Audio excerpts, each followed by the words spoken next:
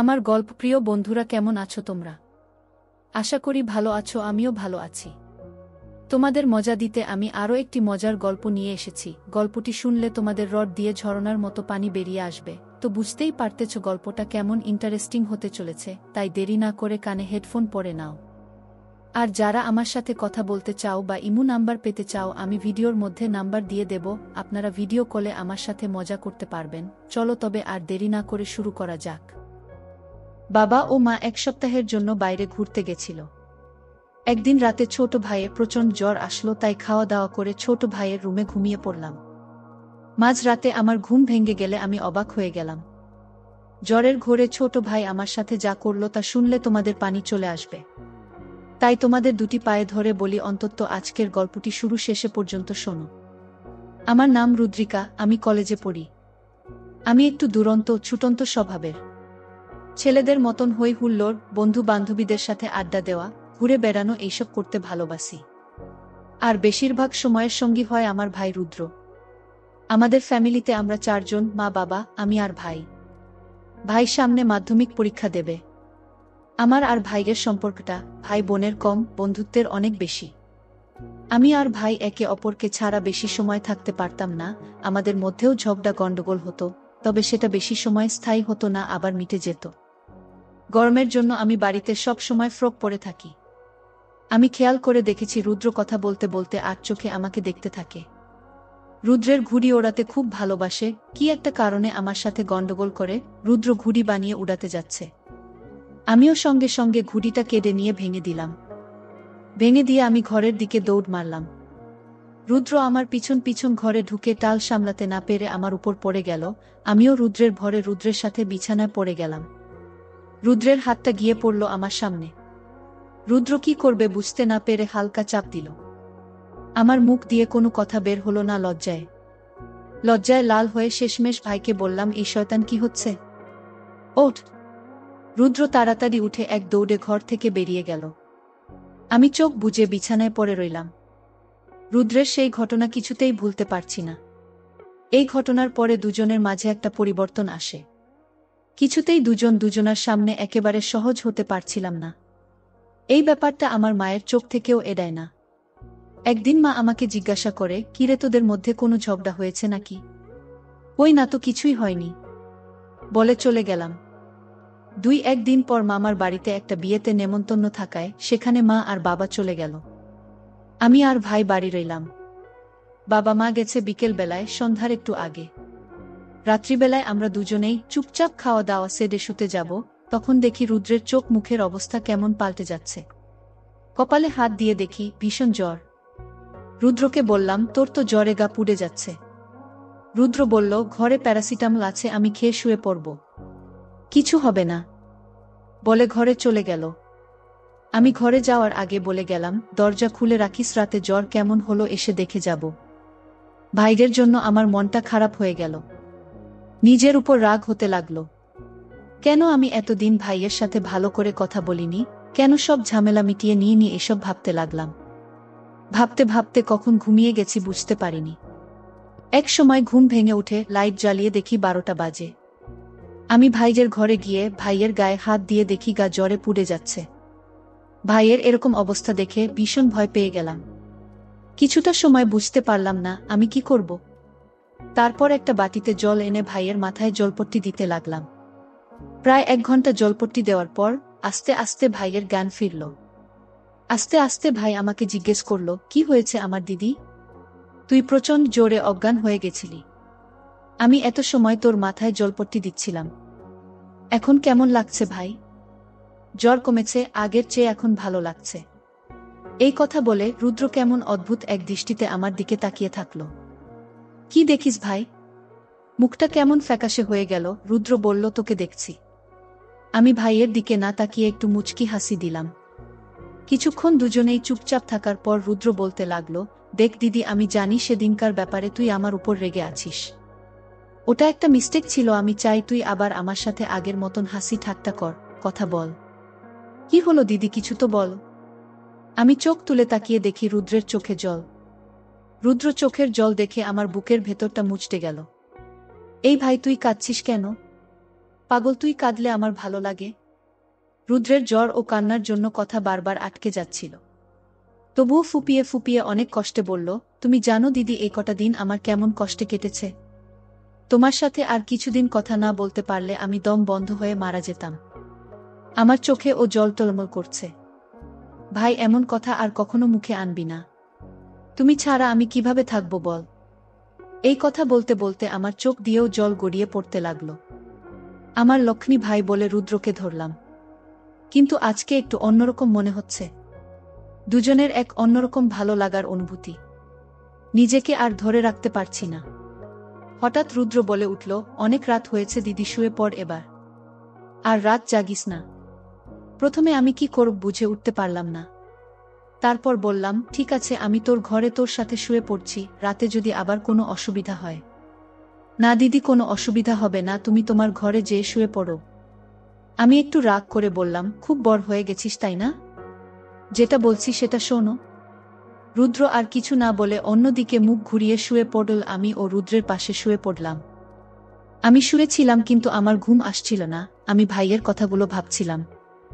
ভাবতে ভাবতে চোখ দুটো লেগে এসেছিল। আমার গরমে ঘুম ভেঙে গেল। আমি কিছু বলছি না দেখে ভাইয়ের সাহস আর ও বেড়ে গেল। আমি আর কিছু বলতে পারলাম না। ভাইয়ের আচরণ সেই শুরু থেকেই কেমন লাগছিল, মনে হচ্ছিল এ আমার চিরপরিচিত ভাই না। হয়তো জ্বরের ঘোরে এমনটা করছে। ব্যাপারটা আমি বুঝতে পারছি। আমি ভাইয়ের সাথে আর কিছুই করতে চাই না, কিন্তু এই অবস্থায় ভাইকে আটকানো আমার পক্ষে সম্ভব হবে না। সকালবেলা আমার ঘুম ভাঙল। রুদ্রের উপর রাগ করব না কি করব বুঝে উঠতে পারলাম না। রাগ, আনন্দ, অভিমান, ভালোবাসা সবকিছুর মিলিয়ে এক অদ্ভুত রকমের অনুভূতি হতে লাগল। এরপর প্রায় এক সপ্তাহ কেটে গেছে। আমি বুঝতে পারি রুদ্র আমাকে মনে মনে ভাবতে শুরু করেছে। আমারও কেমন যেন একটা ভালো লাগার অনুভূতি তৈরি হয়েছে রুদ্রের উপর। আরও কিছুদিন পর হঠাৎ করে একদিন রুদ্র আমাকে এসে বলল, দিদি, আমি তোমাকে ভালোবাসি। তোমাকে ছাড়া আমি থাকতে পারছি না। সেদিন জন্য আমি দুঃখিত দিদি। জ্বরের ঘোরে অনেক বড় ভুল করে ফেলেছি। ভাইয়ের দিকে তাকিয়ে আমার ও ভীষণ মায়া লাগছিল। ভাই আমার দিকে তাকিয়ে বলল, আমি তোমাকে ভালোবাসি দিদি। তোমাকে আমার প্রেমিকা রূপে পেতে চাই। তুমি আমার দেখা সবচেয়ে সেরা সুন্দরী। তোমার জন্য আমি সবকিছু করতে পারি। ভাইয়ের কাছ থেকে হঠাৎ করে এতগুলো কথা শুনি আমি কি বলবো বুঝে উঠতে পারলাম না। পরিস্থিতি একটু সামলে নিয়ে বললাম, আচ্ছা ঠিক আছে, দেখা যাবে। এখন বাবার বাইকটা বের করে আমাকে একটু কোচিংয়ে দিয়ে আয়। ভাই আমার দিকে তাকিয়ে বাইক বের করতে চলে গেল। এর আগে বহুবার রুদ্র বাইকে করে কোচিংয়ে দিয়ে এসেছে, কিন্তু কেন জানি না আজ অনেক এক্সাইটমেন্ট ফিল হচ্ছে। কোচিংয়ে পৌঁছে দেখি কোচিং শুরু হয়ে গেছে। আমি রুদ্রের দিকে তাকিয়ে একটু হেসে দৌড়াতে দৌড়াতে কোচিংয়ে ঢুকে গেলাম। কোচিং থেকে বাড়ি ফিরে দেখি আমার বাচ্চাঘরে মা ঢুকেছে। আমি আর কোনো উপায় না পেয়ে ভাইয়ের বাচ্চাঘরে ঢুকলাম। স্নান সেরে ঘরে আছে আর কিছুক্ষণ পরে মনে পড়ল রুদ্রের বাচ্চাঘরে একটা জামা রেখে এসেছি। আমি এক দৌড় দিয়ে রুদ্রের বাচ্চাঘরে ঢুকে গেলাম। আমি কাপড়গুলো নিয়ে যাব, তখন রুদ্রের চোখে চোখ পড়ল। রুদ্র বাচ্চাঘরের বাইরে দাঁড়িয়ে আছে। আমি লজ্জায় লাল হয়ে গেলাম। ফাজিল একটা একথা বলেই আমি দৌড় দিলাম। এমন সময় মা চেঁচিয়ে উঠে বলল, কি হয়েছে? রুদ্র এমন ষাঁড়ের মতন চেঁচিয়ে উঠল কেন? তোমার ছেলের তো কোনো কাজ নেই, সবসময় আমার সাথে ঝগড়া করে। তোরা দুটিতে মিলে কি যে করিস আমি বুঝি না। আবার দুজন এক সেকেন্ডও আলাদা থাকতে পারিস না। পরদিন দিদিমার শরীর খারাপ হওয়াতে মা বাবা দুজনেই দেখতে গেল। সন্ধেবেলায় আমিও রুদ্র দুজনে বসে টিভি দেখছিলাম। হঠাৎ রুদ্র বলে উঠল, দিদি একটু চা কর না, চা খাব। আচ্ছা ঠিক আছে, টিভি দেখ, আমি চা করে আনছি। কিছুক্ষণ পরে দুই হাতে দুটো চায়ের কাপ নিয়ে ফিরে আসলাম। রুদ্র কাপ নিয়ে মুচকি হেসে আমার দিকে তাকিয়ে বলল, মিষ্টি হয়নি দিদি? চিনি এনে দিচ্ছি। লাগবে না দিদি, তোরটা দে। রুদ্র আমার কাপটা নিয়ে চুমুক দিল। এবার ঠিক আছে। এবার কিভাবে ঠিক হলো? রুদ্র আমার দিকে দেখিয়ে বলল, মিষ্টি এখান থেকে এসেছে। ভাই মেয়ে পটাতে তো খুব শিখেছিস। সামনে টিভি চলছে, কিন্তু টিভিতে দুজনের কারোরই মন নেই। আমি রুদ্রের হাত থেকে খালি কাপটা নিয়ে রান্নাঘরের দিকে যেতে লাগলাম, আর রুদ্র বসে আমার দেখতে লাগলো। আমি দরজার কাছে এসে পিছনে তাকিয়ে দেখি আমার ভাই রুদ্র হা করে তাকিয়ে আছে। আমি ভাইয়ের কান দেখে আর না হেসে পারলাম না। আপনা আপনি মুখ থেকে বেরিয়ে গেল ফাজিল কোথাকার। রান্নাঘর থেকে ফিরে এসে রুদ্রের পাশে বসে মুচকি হেসে ভাইয়ের দিকে তাকালাম। আমি রুদ্রকে একটা ধাক্কা দিয়ে বলি, এই দুষ্টু, কি দেখছিস এইভাবে? লজ্জা করে না নিজের বড় বোনকে এভাবে দেখতে? লজ্জা কেন করবে? কিভাবে দেখছি? কিভাবে দেখছি বললে না তো দিদি? দেখে তো মনে হচ্ছে চোখ দিয়ে গিলে খাবি আমাকে। আমি মনে মনে বললাম, তুই কবে আমার মুখের দিকে দেখলি ভাই? সারাক্ষণ আমার সামনের দিকে নজর। কি এত ভাবছ দিদি? কিছু না, ভাবছি তুই একটা আস্ত ফাজিল। কোথায় ফাজলামি করলাম আমি? তুই কি ভাবিস আমি কিছু বুঝতে পারি না, তাই না? তুমি বুঝতে পারো দিদি? অবশ্যই পারি। রুদ্র এবার আমার সামনের দিকে তাকিয়ে বলল, বলতো আমি এখন কি ভাবছি? আমি রুদ্রের একটা কান টেনে ধরে বলি, শয়তান, কান টেনে ছিঁড়ে দেব। দিদি, লাগছে তো? লাগুক।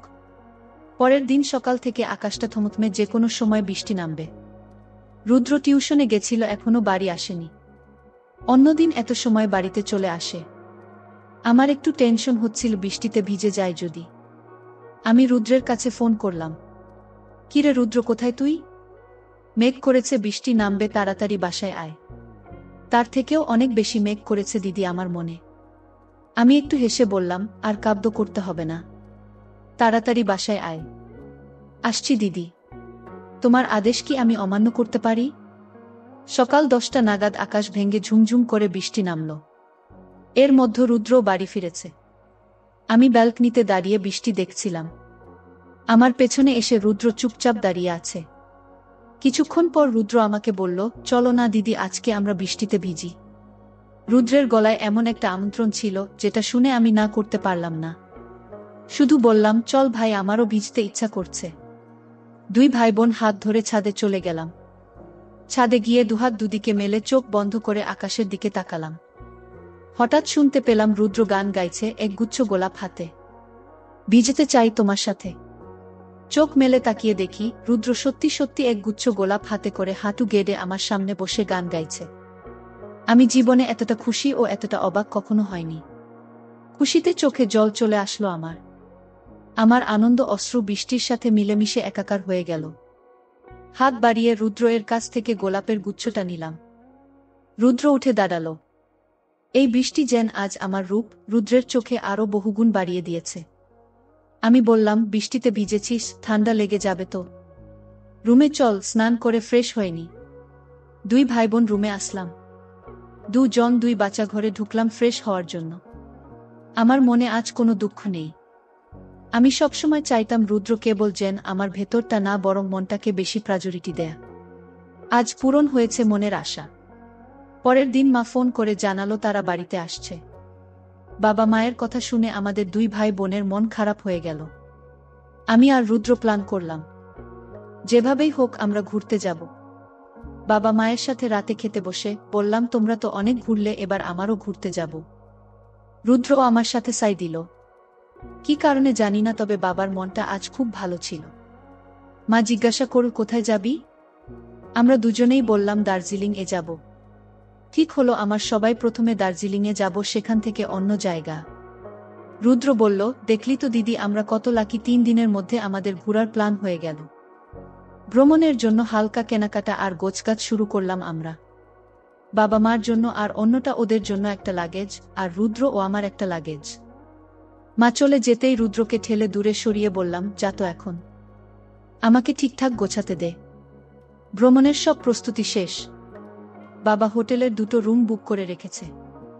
বলা হয়নি আমরা যাব বাসে করে। রাত 10:30টার বাস। আমরা 9:30টার মধ্যে বাস স্ট্যান্ড এ চলে আসলাম। রুদ্র একটা জিন্সের সাথে কালো টি শার্ট পরেছে। ওকে সত্যি অনেক হ্যান্ডসাম লাগছে। আর আমার পরনে কুর্তি ও জিন্সের প্যান্ট, মুখে সামান্য মেকআপ। 10টা বাজতেই বাসে উঠে পড়লাম আমরা। আমাদের সিটটা মোটামুটি মাঝ বরাবর পড়েছে। সামনের সিট দুটো আমি আর রুদ্র বসে, আর তার পেছনের সিটে বাবা মা। দুই ভাই বোন একচোট ঝগড়া করে নিলাম জানালার পাশে বসা নিয়ে। আমারই হলো। কিছুক্ষণ গজগজ করে রুদ্র বসে পড়ল। একেবারে কাটায় কাটায় 10:30টায় বাস ছাড়ল। রাত বাড়ছে, 1000 বছরের পুরনো রাত। রাত বাড়ার সাথে সাথে একে একে নিভে আসছে বাসের ভেতরকার লাইটগুলো। জোরালো থেকে ফিসফিসের পর্যায়ে এসে এখন প্রায় থেমে এসেছে ভেতরকার মানুষজন এর কথাবার্তা। আষাঢ় মাস, বাইরে হঠাৎ গুডি গুডি বৃষ্টি নেমেছে। ব্যাগের ভিতর পাতলা চাদর রাখা ছিল। ঠান্ডা লাগতেই ব্যাগ থেকে চাদরটা বের করে নিয়ে অর্ধেকটা নিজের গায়ে জড়িয়ে বাকিটা ভাই এর উপর দিলাম। আমি ভেবেছিল রুদ্র বোধ ঘুমিয়ে গেছে, কিন্তু চাদর দিতেই ও আমাকে বলল, কি হয়েছে? বললাম, দেখছিস না কেমন ঠান্ডা পড়েছে। ভাই চাদর এর নিচে এক হাতে জড়িয়ে ধরে আমাকে। আমিও মাথা এলিয়ে দিই ভাই এর কাঁধে।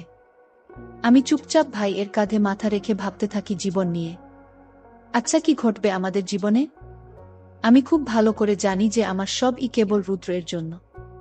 রুদ্র ছাড়া অন্য কারো কথা কল্পনাতেও আনতে পারি না। কি পরিণতি হবে এই সম্পর্কের?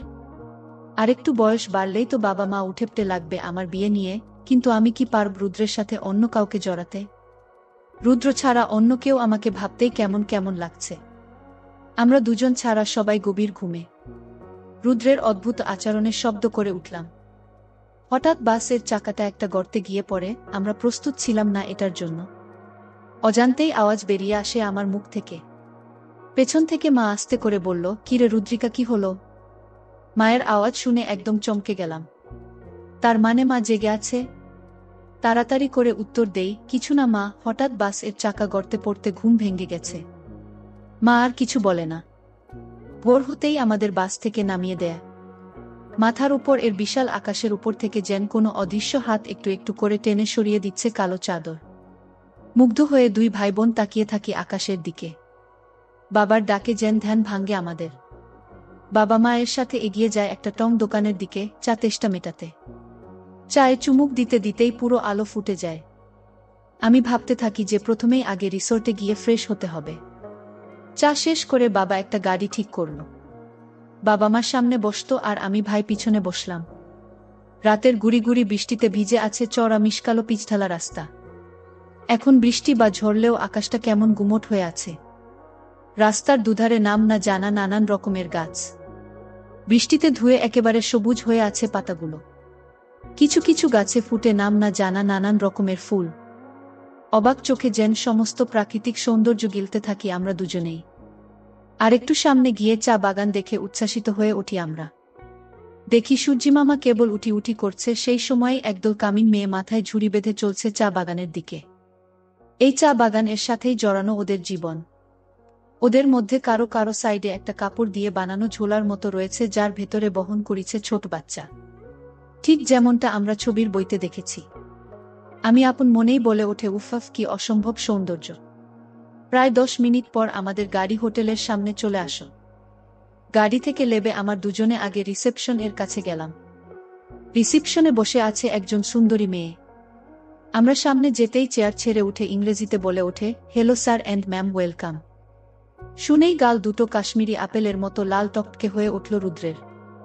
রুদ্র তাড়াতাড়ি করে বলে উঠল, আপনি ভুল করছেন। আমরা আসলে ভাই বোন, বাবা মার সাথে ঘুরতে এসেছি। আমাদের রুম বুকিং করা আছে দোতলায়। শুনে একটু যেন লজ্জায় পড়ে যায় রিসিপশনিস্ট মেয়েটা। সরি স্যার, আমি ভেবেছিলাম আপনারা কাপড় বোধ হয়, বলে কি নামে বুকিং দেয়া হয়েছিল জানতে চায়। রুদ্র নাম বলতেই মেয়েটি ড্রয়ার খুলে চাবি এগিয়ে দেয় রুদ্র এর দিকে। চাবি দেওয়ার সময় মেয়েটা অদ্ভুত ভঙ্গিটা করে রুদ্র এর দিকে। এটা কোনোভাবেই পছন্দ হয় না আমার। এর মধ্যে আমাদের বাবা মা ও এসে পড়েছে। হোটেল বয়দের হাতে লাগেজ ধরিয়ে দিয়ে আমরা উঠে পড়ি দোতলায়। আমাদের জন্য 2টি রুম বুক করা হয়েছে, একটা কাপড় রুম যেটায় বাবা মা থাকবে, আর অন্যটাতে 2টা বেড। ওই রুমে থাকব আমি আর ভাই। হোটেল বয় লাগেজটা রুমে দিয়ে বেরিয়ে যেতেই ভাইয়ের দিকে রাগের দৃষ্টিতে তাকালাম। ভাই বলে ওঠে, কি হলো দিদি? রাগী গলায় বলে উঠলাম, ওই মেয়েটা তোর দিকে ওইভাবে তাকালো কেন? রুদ্র যেন কাচুমাচু হয়ে গেল আমার কথায়। মিনমিন করে উত্তর দেয়, তার আমি কি জানি? আমি কি অন্ধ নাকি? আমি কি কিছুই দেখি না? ওই মেয়েটাকে তুই ও যেন চোখ দিয়ে শেষ করেছিস। ভাই মজা করে বলে, দেখার জিনিস তো দেখবই। ভাই এর কথায় যেন মোচ দিয়ে ওঠে আমার ভেতরটা। 2 চোখের কোনো যেন চিকচিক করে ওঠে জ্বলে। ভাই ভ্যাবাচ্চাকা খেয়ে যায়। ও ভাবেনি এমন রিয়াকশন হবে আমার। এই দিদি, কি পাগলামো করছিস? আমি তো কেবল মজা করেছি তোর সাথে। আমি ফোপাতে ফোপাতে বলি, আর কখনো এমন মজা করবি না আমার সাথে, তুই শুধু আমার। রুদ্র একটু নিচে গিয়েছে হাঁটাহাঁটি করে হাত পায়ের খিল ছাড়াতে। এমন সময় দরজায় নক হতেই ভাবলাম যে রুদ্র এসেছে, একটা সারপ্রাইজ দিতে হবে। দরজাটা খুলে দেখি কোথায় রুদ্র, বাবা দাঁড়িয়ে আছে দরজার সামনে। বাবাকে দেখেই ভূত দেখার মতো চমকে উঠলাম। এদিকে বাবারও আমাকে এভাবে দেখে মুখ দিয়ে কোনো কথা বেরোচ্ছে না। কোনো ক্রমে তোতলাতে তোতলাত বলল, তোর মা এর ফোনটা কি তোর কাছে? বাবা মোবাইলটা নিয়ে কিছু না বলে চলে গেল। দরজা লাগিয়ে মনে মনে ভাবলাম, এটা কি হলো? আমি যেন মিশে যাচ্ছি মাটির সাথে। একটু পরে সবাই খাওয়া দাওয়া সেরে নিলাম। রুদ্র এর ঘুম ভাঙতেই জানালা দিয়ে বাইরে তাকিয়ে দেখে সেখানে মেঘ রোদ্দুরের লুকোচুরি খেলা। বাগানের ফাঁকে ফাঁকে লাগানো নিমগাছগুলোর ডালে মেঘে ঢাকা সূর্যের মরা আলোয় কয়েকটা নাম না জানা পাখি দোল খাচ্ছে, ডাকছে, পরক্ষণেই আবার উড়ে যাচ্ছে চোখের আড়ালে। রুদ্র প্রকৃতির অপরূপ সৌন্দর্য দেখছে, আর আমি ঘুম থেকে জেগে উঠে রুদ্রকে দেখছি। জানালা গলে একফালি রোদ এসে পড়েছে আমার মুখের উপর। দুজন দুই খাট থেকে চেয়ে থাকি একে অপরের দিকে। আমি একটু লাজুক হেসে রুদ্রকে বলি, এই দুষ্টু কি দেখছিস অমন করে? হুম, তোমাকে দেখছি দিদি। আমাকে এভাবে দেখার কি হলো? জানি না দিদি। আচ্ছা তুমি এত সুন্দর কেন? সুন্দর না ছাই, সুন্দর হলে কি আর ওই রিসিপশনিস্ট মেয়েটার দিকে ওইভাবে তাকিয়ে থাকিস? ইস আবার, আমি কখন ওইভাবে তাকালাম বলো তো? আমি গাল ফুলিয়ে বলি, আমি সব বুঝি। এমন সময় রুমে নক করার শব্দ হয়। দেখি মা দাঁড়িয়ে। আমাদেরকে এসে তাড়া দেয় হাত মুখ ধুয়ে ফ্রেশ হবার জন্য। দুপুরে খেয়ে ঘুরতে বেরুবে। উঠে তাড়াতাড়ি করে হাত মুখ ধুয়ে ফ্রেশ হয়ে রেডি হয়ে নেই দুই ভাই বোন। লাঞ্চ করে বেরিয়ে পড়ি আমরা বিশাল বড় একটা জঙ্গলে ঘেরা পার্কে আসলাম। একটু পরে আমরা টিকিট কেটে ঢুকে পড়ি পার্কের ভেতরে। ভেতরে ঢুকতেই চোখে পড়ে পথের দুধারে চেনা অচেনা নানা জাতের গাছের সারি, যার কোনোটা কোনোটা উঠছে আকাশ ছোঁয়ার চেষ্টায়। পথের দুপাশের ছোট ছোট পাহাড় বেয়ে ঘন ঝোপের জঙ্গল। রুদ্রমাকে বলে, তোমরা ওই দিকটাতে ঘুরতে থাকো, আমরা এদিকে ঘুরছি। কেবল বেরোবার আগে একটা কল দিও। বলে জঙ্গলের আরো গভীরে ঢুকতে থাকি দুই ভাই বোন। এই নির্জন দুপুরে এই গভীর অরণ্যে যেন হারিয়ে যায় আমরা। দুই ভাই বোন হাত ধরে এগিয়ে যেতে থাকি। আরো কিছুটা এগোতেই দেখতে পায় ছোট পাহাড়ের আড়ালে গাছপালায় ঘেরা সুন্দর একটা পুকুর। পুকুরে কানায় কানা জল ভর্তি, গাছের ছায়া পড়ে সুন্দর দেখতে লাগছে। হঠাৎ আমরা দেখতে পাই একটা খরগোশ। দুই ভাই বোন ছুটতে থাকি খরগোশের পেছন পেছন। ছুটতে ছুটতে জঙ্গলের বেশ কিছুটা ভিতরে চলে যায় দুজন। হঠাৎ খরগোশটা ছুটে একটা ঝোপের ভেতর ঢুকতেই আমরা হাঁফাতে থাকি। আমি বসে পড়ি ঘাসের উপর। ঘামে প্রায় ভিজে গেছে আমি। পাশের একটা ঝোপে কিসের একটা শব্দ হতেই রুদ্র সেদিকে তাকালো। ছেঁড়া জামা কাপড় পরা একটা লোক দেখে বোঝা যায় পাগল। পাগলটা একটু আমাদের দিকে এগিয়ে আসলো। পাগলটাকে দেখে আমাদের ভয় পাওয়ার কথা, কিন্তু মনের মধ্যে একটা অজানা শিহরণ খেলে গেল। একটু পরেই পাগলটা আবার বনের মধ্যে হারিয়ে গেছে। সন্ধ্যা ঘনিয়ে এসেছে, তাড়াতাড়ি যেতে হবে। তখনই ফোন আসে বাবার। কিরে, কই তোরা? তাড়াতাড়ি আয়, সন্ধ্যা হয়ে যাচ্ছে তো। এই তো আসছি বলে ফোনটা কেটে দেয় ভাই। গোধূলি আলোতে দুই ভাই বোন এগিয়ে যেতে থাকি মেইন গেটের দিকে। আমরা ঠিক কতটা ভেতরে ঢুকেছিলাম জঙ্গলের বুঝতে পেরেছিল ফেরার সময়। ক্লান্ত হয়ে আমার পা দুটো যেন আর চলছিল না। এদিকে বাবা মা ও ফোন দিয়ে তারা দিচ্ছে বারবার। অজানা অচেনা পাখির সারাদিনের ভ্রমণ শেষে নিরে ফেরার আর বড় বড় গাছের ছায়ায় আবছা সন্ধ্যা যেন নিস্তব্ধতা বাড়িয়ে দিয়েছে আরো। হোটেলে ফিরেই রুদ্র বলে ওঠে, এক কাপ চা বা কফি হলে বেশ হয় না? আমার ঘুম পাচ্ছে খুব। আজকের বিকেলটা সারা জীবনের সবচেয়ে মেমোরেবল একটা বিকেল হয়ে থাকবে। সত্যি প্রকৃতির মাঝে আদিমতায় মেতে ওঠার মজা আসলেই অন্যরকম। আমরা দুই ভাই বোন মা বাবার সাথে হোটেলের রুমে চলে আসলাম। রুমে এসে ফ্রেশ হয়ে ক্লান্তিতে বিছানায় শুয়ে ঘুমিয়ে পড়লাম। পরদিন সকালে আমি ঘুম থেকে উঠে স্নান করে ফ্রেশ হয়ে রুদ্রকে ডাকলাম, আর কতক্ষণ ঘুমাবি? ফ্রেশ হয়ে নে, উঠে ব্রেকফাস্ট করবি। আমি রুমে ব্রেকফাস্ট দিয়ে যেতে বলেছিলাম, তাই রুমে দিয়ে গেছে। নিচে যেতে হবে না, তরকারি ঝটপট উঠে ফ্রেশ হয়ে নে। ঠিক এই সময় দরজায় করা নাড়ার আওয়াজ হল। রুদ্র আমার থেকে দূরে ছিটকে গেল। বাইরে থেকে বাবার গলার আওয়াজ শুনতে পেলাম। দরজা খুলতেই বাবার চোখ গেল প্রথমে আমার সামনের দিকে। আমি বললাম, কিছু বলবে বাবা? আমার কথাই বাবার হুঁশ ফিরল। আমি আর তোর মা বেরোচ্ছে, একটু তোরা কি যাবি? না বাবা, তোমরা যাও, আমরা যাব না, আমরা এখনো ব্রেকফাস্ট করিনি। বাবা চলে যেতেই আমি বিছানায় চিৎ হয়ে শুয়ে পড়লাম।